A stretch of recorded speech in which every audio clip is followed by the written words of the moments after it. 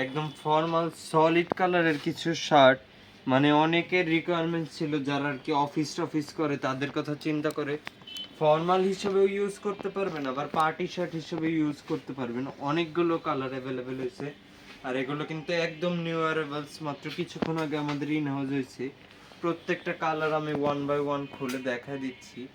প্রত্যেকটা কিন্তু party shirt হিসেবে ইউজ করতে পারবেন, চাইলে এগুলো পুরো অফিসও করা যাবে। এই যে বাটনগুলো, আর এই যে জাস্ট বুকের কাছে ছোট্ট একটা ব্র্যান্ডিং, মানে বিষয়গুলো সলিড হলেও এত প্রিমিয়াম, এত গর্জিয়াস, সামনাসামনি না দেখলে আসলে ক্যামেরায় দেখে বোঝাটা একটু কষ্ট। তারপরে এই জাস্ট একটা চকলেট কালারের ভিতরে, এই জাস্ট একটা, এটা আবার স্কাই ব্লু কালার।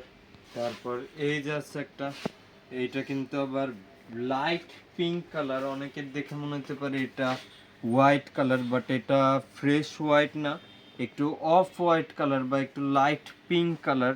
বাটনগুলো দেখছো পুরো হোয়াইট কালারের মধ্যে, খুবই সুন্দর আর প্রিমিয়াম লুকিং, আর পুরো 100% কটন। আমি যে নিচে হাত রেখেছি তাও কিন্তু বোঝা যাচ্ছে, তার মানে বুঝতে পারছেন যে কতটা সামার ফ্রেন্ডলি, কতটা সফট ফেব্রিক। তারপরে এই যে আছে একটা, এটা আবার একটু লাইট গ্রিন কালার, একটু গ্লসি গ্রিন, ব্ল্যাক কালারের বাটনগুলো কিন্তু খুবই প্রিমিয়াম করে ফেলছে।